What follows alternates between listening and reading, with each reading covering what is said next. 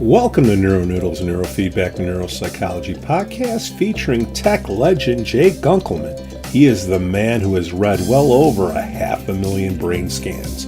Our goal is to provide information and promote options for better mental health. The Neuronoodle podcast is supported by listeners and businesses just like you. Mindmedia.com. Get the latest EEG and neurofeedback technology from mindmedia.com. Their semi-dry sensor cap is a wonder to see, and their EEG amplifiers have been trusted in the field for decades. Their neurofeedback and QEEG courses will get you up to speed in no time. Visit mindmedia.com now.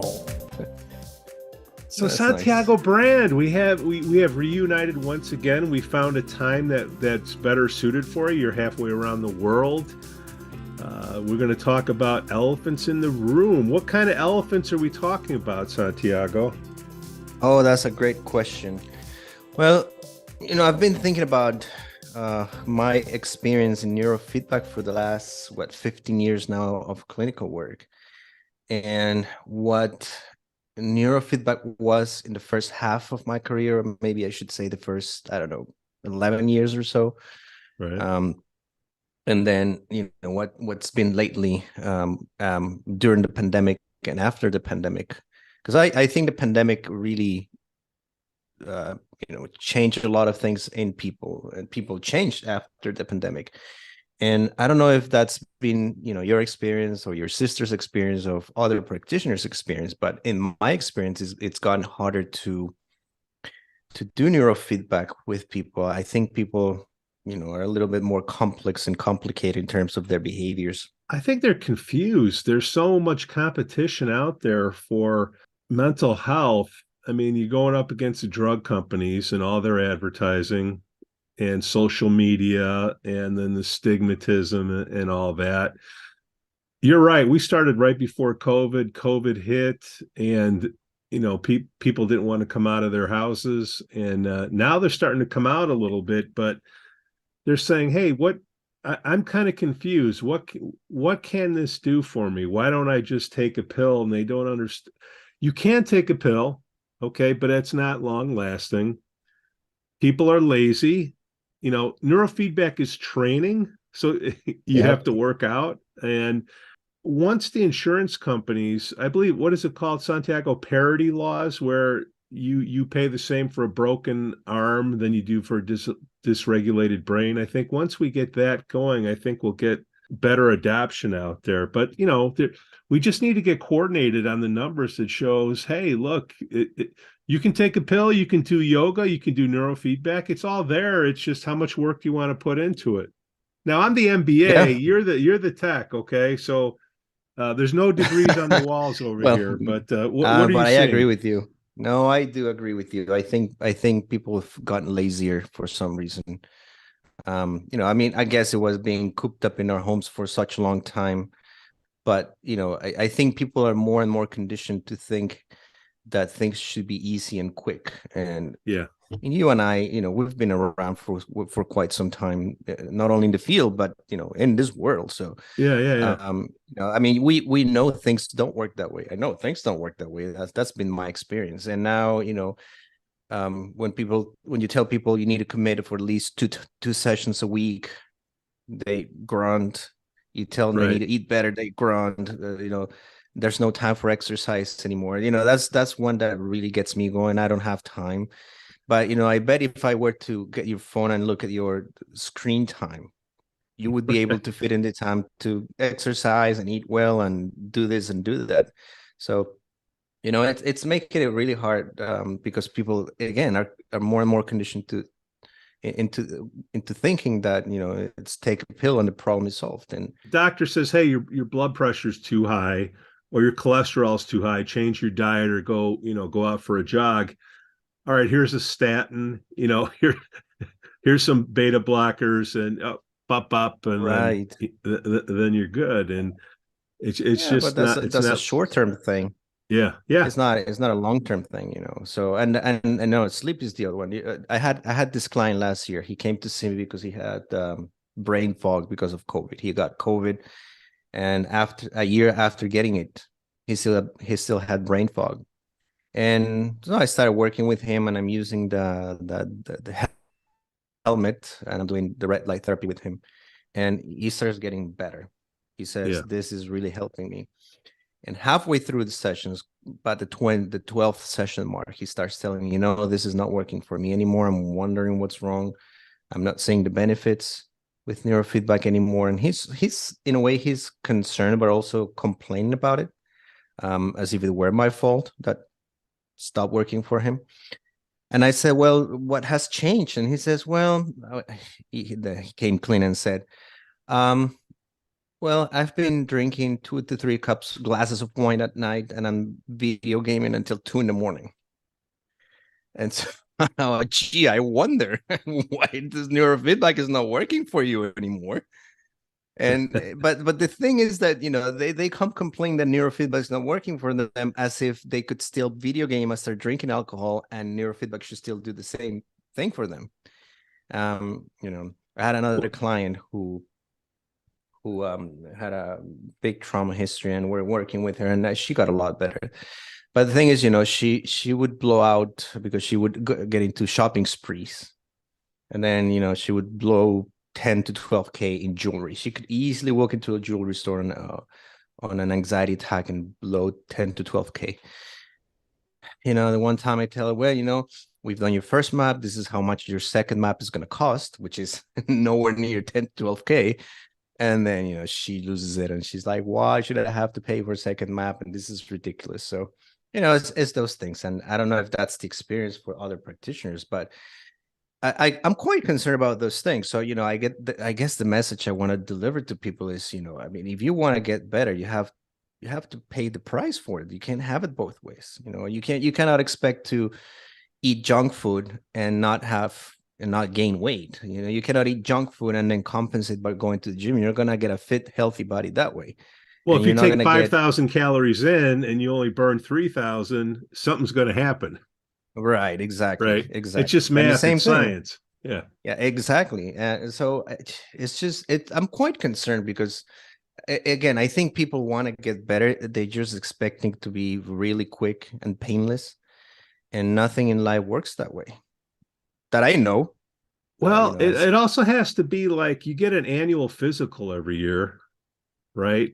But you don't get a mental checkup every year. And Yeah. that's just, pardon the pun, blows my mind that people don't think that way, because you have to look, you get your blood pressure checked so you have a baseline, right? You need to get your brain waves checked so you get a baseline. Has anything happened?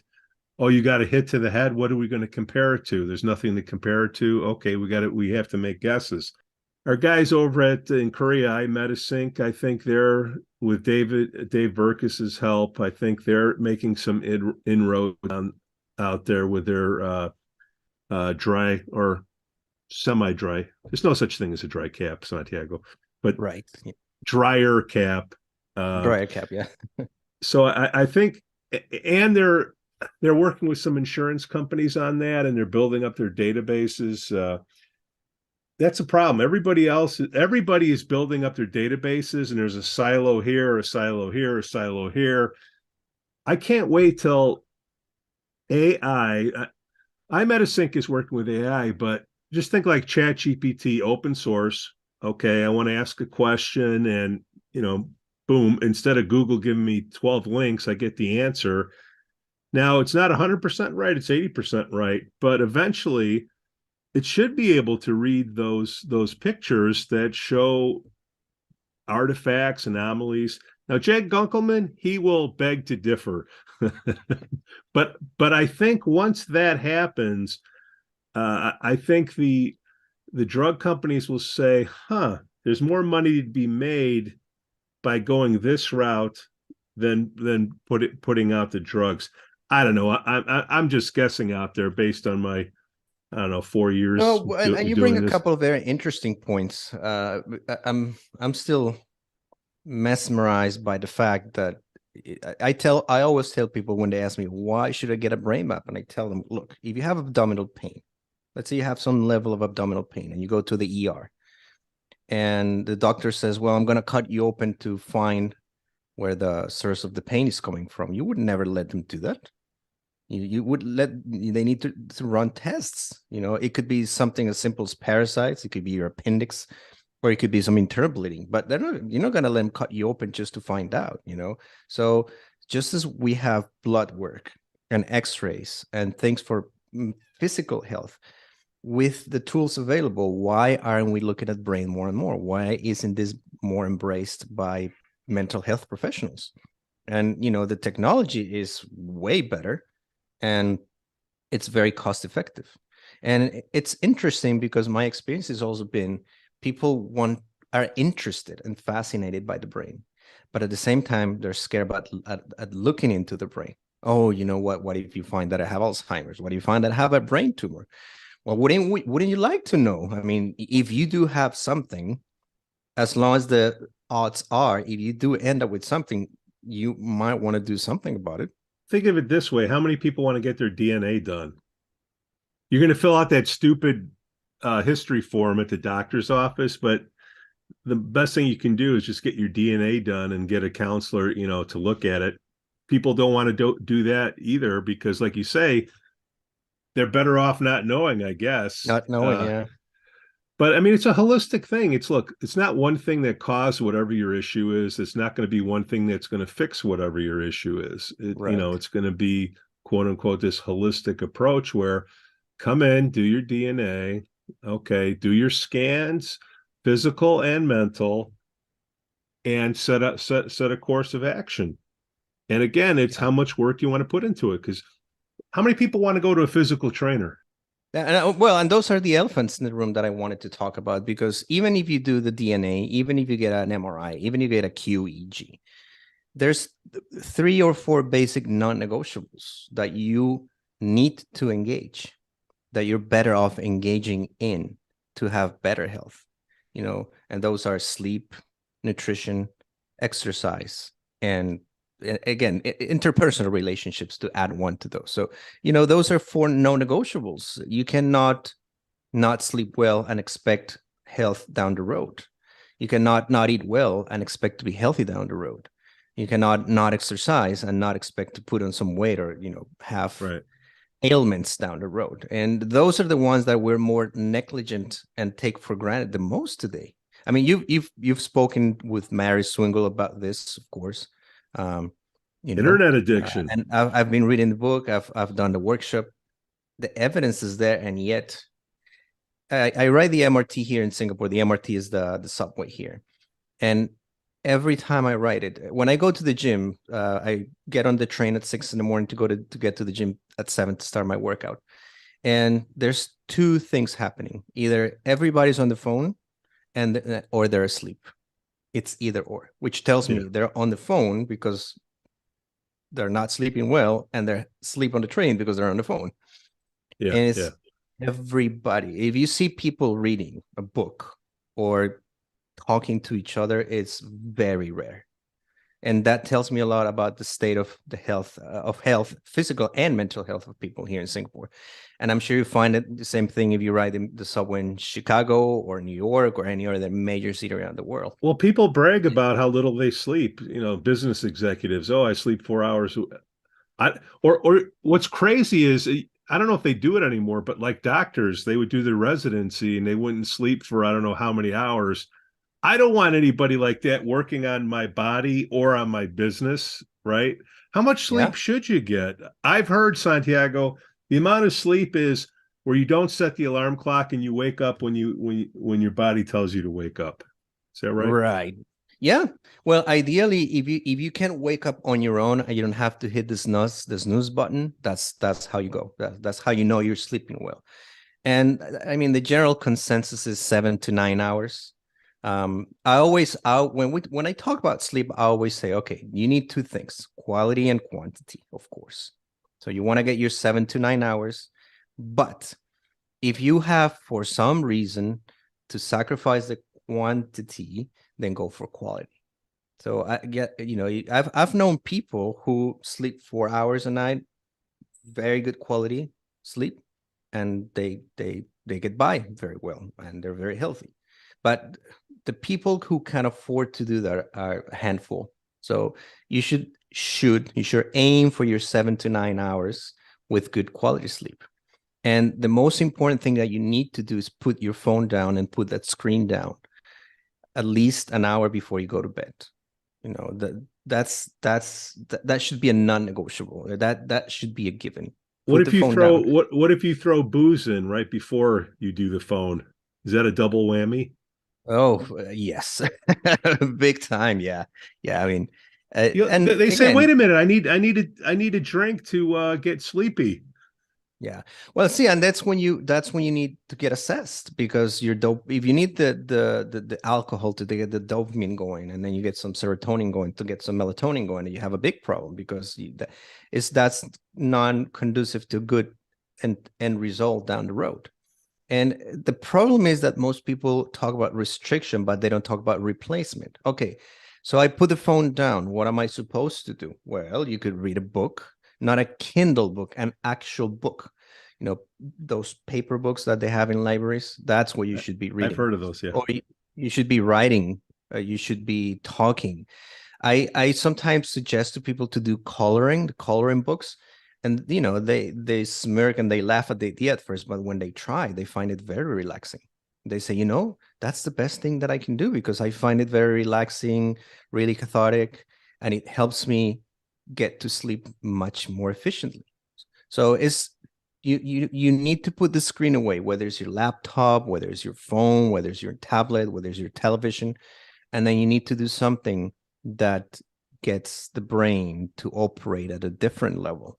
Reading, writing, coloring, playing cards with your significant other, having a conversation about whatever you want to talk about. It's very important, because I think Jay's talked about this before, and what I find in my experience is that 9 out of 10 people are not sleeping well today.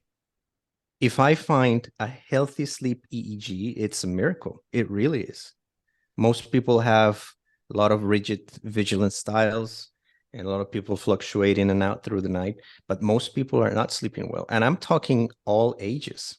I've seen children as young as 7 with vertex waves in the EEG, with very serious sleep disturbances. And sometimes and most of the time is screen time. What about the alcohol? What's going on with the alpha waves before bed? Why Well, does that I mess mean, up your sleep cycle? well, alcohol, first of all, it disrupts your metabolism. And if your metabolism gets disrupted, you're going to disrupt the production of your neurotransmitters that are necessary for sleep. So one of the things that disrupts this is alcohol. The other one is food. If you're having a high carbohydrate diet, what you're getting is more insulin resistance, or you're ramping up the insulin, the glucose spikes, and guess what it gets in the way of? Your neurotransmitter production. So your dopamine, your GABA, your serotonin, your melatonin, or get interrupted with poor metabolism. And what causes that? Alcohol consumption and eating, mostly a Western or the American traditional diet. Sugar. So, your sugar, your carbs, your refined sugars and whatnot. So, I'm not a nutritionist by any means, so I'm not trying to give any advice to people here. But what I've read in the research is that the ketogenic diet is the way to go today. Now, it has to be a specifically designed ketogenic diet. So it doesn't mean that all of us should go into ketogenic diet. There's different levels and degrees of ketogenic diets, or different degrees of, as I like to call it, nutritional restructuring. So your nutrition should be designed per your needs, not according to what, People Magazine talks about, or whatever, article you find anywhere. You need to go to a doctor.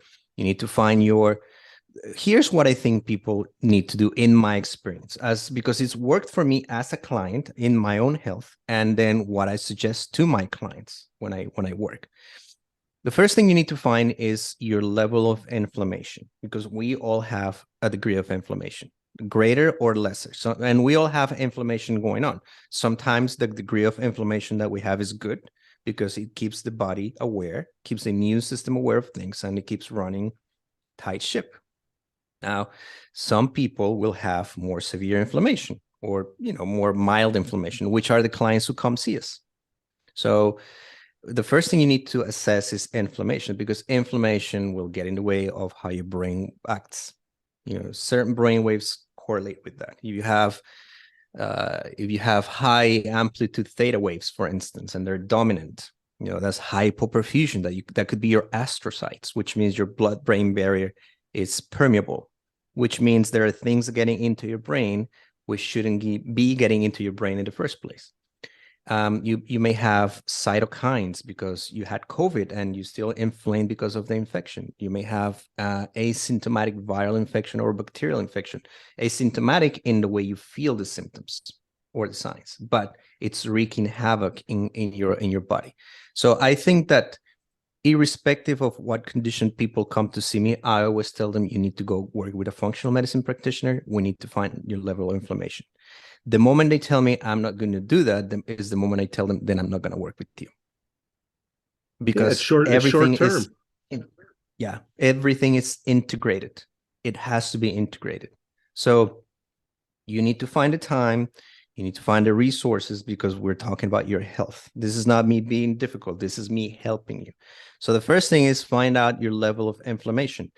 When you find that out, then the right nutraceuticals and the right supplements can be prescribed for your particular case. Because you and I may go to a functional medicine practitioner, we might get blood work panel, and your level of inflammation is going to be different from mine. Therefore, your needs are going to be different from mine, right? And so the first thing we do is find that out. What kind of supplements do you need? I think supplements are essential, and you don't need to feel sick. You don't need to be broken to take supplements. Even if you're in your healthier state, supplements help you feel even better. And I cannot do without mine. I need mine because, my brain is the moneymaker. So if my brain is not healthy, I cannot help other people be healthy. So I take care of it. I really take good care of it with my supplements. And I don't take them when I'm feeling bad. I take them when I'm feeling good.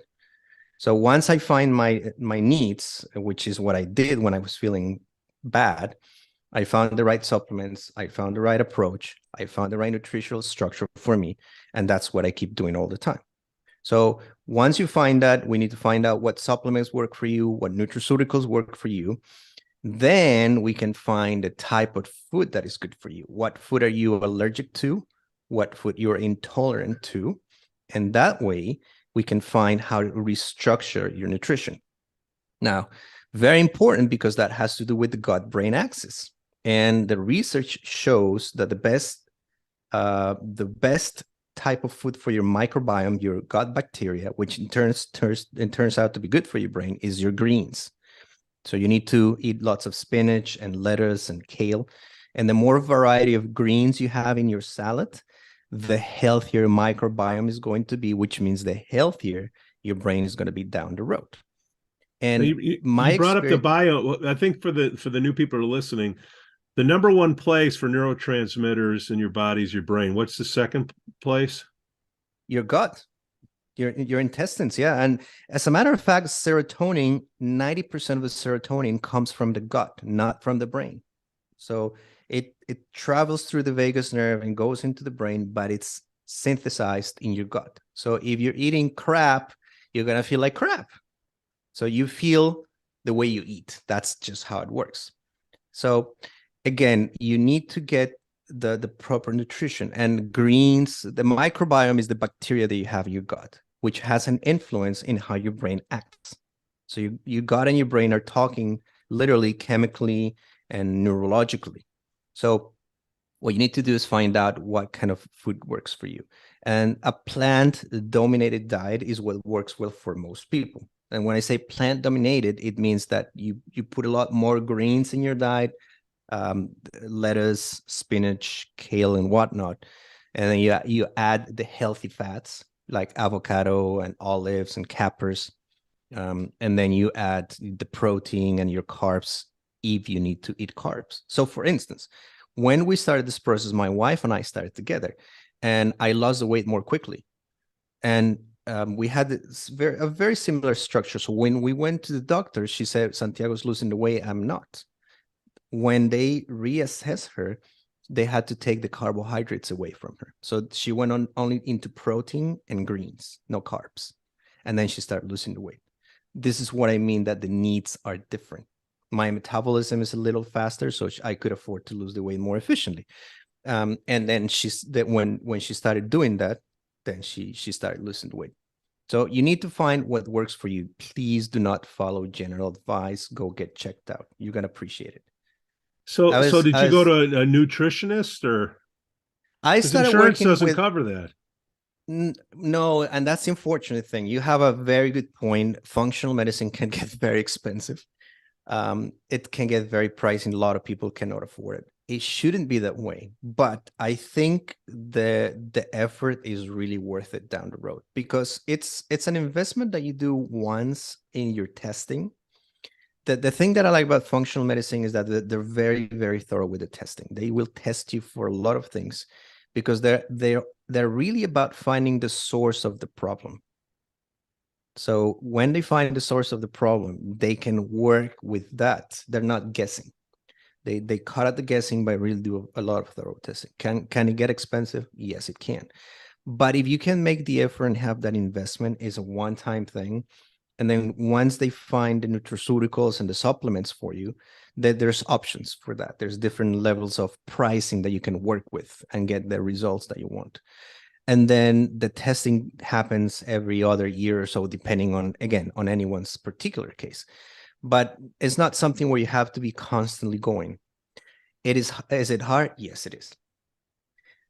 My wife and I and my mother-in-law got into this once the lockdown started, when I was living in Colombia. And my functional medicine doctor friend said, I'm starting this elimination diet.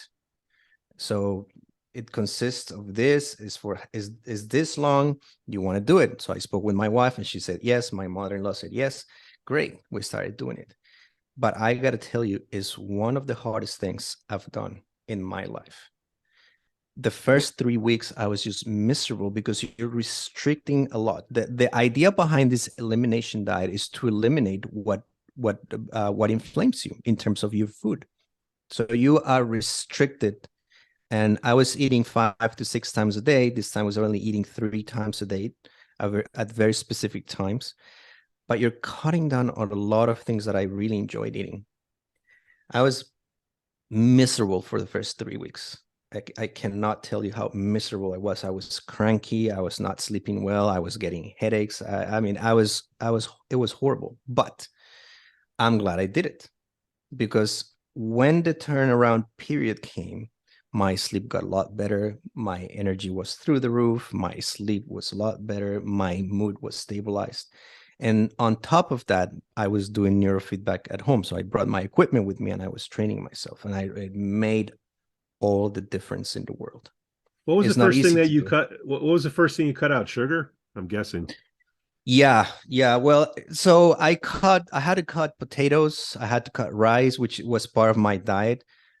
Sugars in all forms, sodas, dairy. We cut dairy, fresh milk, cheese, and it was replaced with we replaced it with coconut cheese and almond milk, which at first I hated. Yeah. But the interesting thing now is that I cannot drink regular milk now. If I do, I get bloated right away. Yeah. My metabolism has changed so much, but I enjoy it now. I do. I really do. I really enjoy the way I eat now. I find it to be very healthy, but it's not easy to do.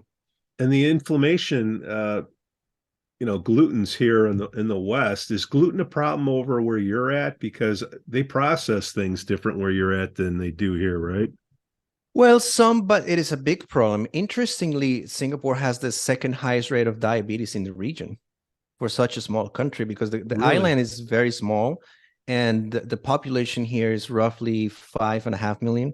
Yet is the second country with the highest diabetes rate, only behind Malaysia, and Malaysia is, I think, 3 times bigger than Singapore. But the issue is, every plate that you take in Singapore, every plate has noodles and rice as the foundation. So you can add chicken, you can add the curry, you can add the veggies, Yeah. quote Right. unquote veggies, but it's lots of carbs, which are lots of rice and lots of noodles. and noodles, which are traditional pasta, which has a lot of gluten in it. So that's a huge problem. You would think Singapore being having such high-end hospitals and very good doctors, you would think it's a very healthy population, but it's the other way around. It's actually very, very unhealthy. Very How does competitive. that? Maybe you don't know the answer. I'm just throwing it out there. Then why are people in Japan so healthy? Well, I one of the things they say is the diet, but healthy in A terms lot more of, fish or and yeah, it's more noodles. of the fish and stuff. But the suicide rate in Japan is one of the highest in the region. I mean, the highest in the world, interestingly, is Thailand. I was just watching a documentary the other day. Thailand has the highest suicide rate not only in Asia but in the world. And I think Japan is just two or three, positions behind that. So it's one thing or the other. They eat healthy, but they work themselves to death. Yeah, I haven't been to Japan yet, but what I know is the culture there is frowned upon if you leave the office early. And it's, overworking yourself is enforced and it's praised. So working yourself to death is yeah. basically the way it goes, from the way I understand it. And sadly, they do have one of the highest suicide rates. I mean, they have the Wow. suicide forest um, near Tokyo, where a lot of people go and disappear. I mean, there's people who go there who never want to be found, and they go into this dense forest and never to be seen again. A lot of people go commit suicide there. So Competition is crazy. yeah, and Singapore is very similar. Singapore, it's very competitive, and the same thing. People, going to the office very early, they leave very late, and not everybody exercises, not everybody eats very, very well. So if you get into a healthy lifestyle, you could afford that. It's just a matter of switching things around a little bit. It's not impossible. It's just you get so caught up in the rat race that it's just, Yeah, yeah. very. But I think these things need to be discussed. I mean, because people are always looking for the magic bullet, and the magic bullet doesn't really exist. If it existed, I would be It out of exists, but work. it doesn't last that long.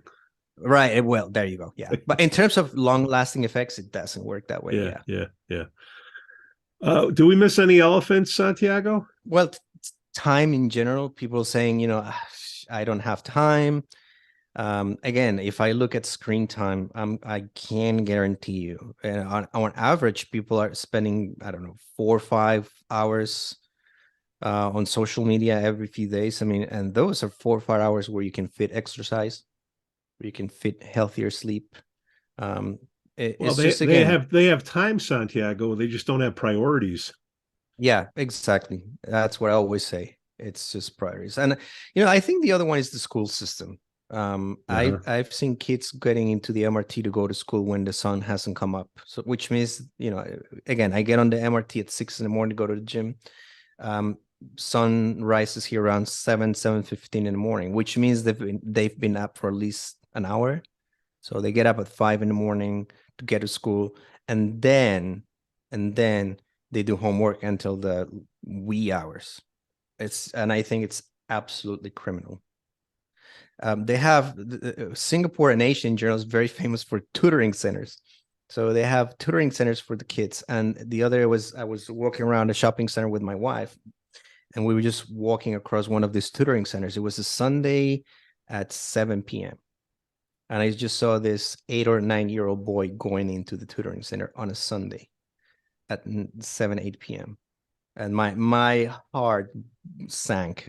I thought it was the saddest thing to see. It's just extremely criminal what we're doing to children. I don't get it. Well, it's the competition. I don't know if they want the kids to succeed or they want the parents to live through the kids. Don't know. I think it's both. Based on what Yeah, I've seen here in the time I lived here, I would say it's both. It's the parents living vicariously through the children and getting sort of their frustrations projected into them.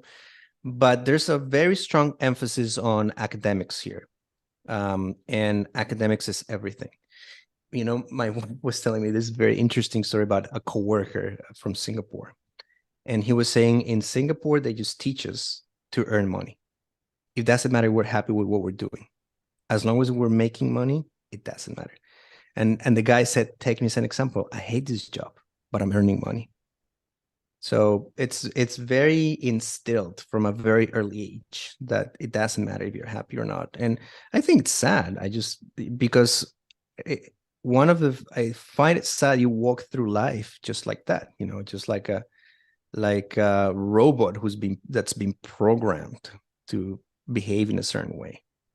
I tell you, all you need is a couple of those traders to come in to do neurofeedback, and then they do better with their trades because they're not as emotional. And then all of a sudden, there you go. They don't care about their health; they just want to make more money. They do, yeah, and that's the mentality here in the financial world as well. Because I mean, Singapore is one of the 5 Asian tigers, as they call them. It's one of the 5 wealthiest nations. For such a small country, is very, very wealthy. And people who work in finance are that way, and they need all trades: poor sleep, heavy alcohol consumption, drug usage, type A personalities who think they're invincible. And I don't see them as much, but I know counselors who do see them, and they tell me, man, they're destroying themselves. Yeah. And that leads me to the other element. I think you probably have seen this too. We're diagnosing people with neurodegeneration and dementia a lot earlier on. I mean, people who are in the late 40s, early 50s now. And I think that's just going to become the norm. So, well, they're taking amphetamines to stay awake, and then they're taking sleeping pills to go to bed. Yeah. That does something upstairs. It does. Yeah, and plus, you take lunch into your office. You're training. You're watching the stock market, and you're eating that soup in front of the computer in a rush, or you're getting something very quick and quote unquote convenient. You're destroying yourself. It's funny because people complain and they say, "Why me?" But they don't look into the mirror. Or why not? Why not you? Yeah, why not you? Right, exactly. Well, let's see what you're doing. You're video gaming till 2 a.m. You're drinking your couple of glasses of wine. You're not getting good sleep. You had COVID. You're long hauler. You're getting your inflammation worse. What could go wrong? Well, I think the only thing that people listen to nowadays is ChatGPT. So we just have to put more data into it. Oh, well, it's a very interesting topic because I see the advantages, but it scares me too. It really does scare me. I think it's great. I've tried it, and I got to tell you, it's a fascinating tool. I just don't know how well we're equipped to handle it, and what. Well, I think that's a whole nother show, Santiago. Santiago, we got to do this again, my friend. This is a good time. This is a good time. I'm willing to help out Singapore at this time if it works for you. Appreciate it. I miss being around you guys. It's just that the other recording time is brutal for me. I know, and it's either we have you or we have Jay. You have California and you have Singapore, but I'll keep this time open for you. You got sounds something. Great. The Neuronoodle podcast is supported by listeners and businesses just like you, like our silver supporter, Mind Media. Get the latest EEG and neurofeedback technology from mindmedia.com. Their semi-dry sensor cap is a wonder to see, and their EEG amplifiers have been trusted in the field for decades. Their neurofeedback and QEEG courses will get you up to speed in no time. Visit mindmedia.com now.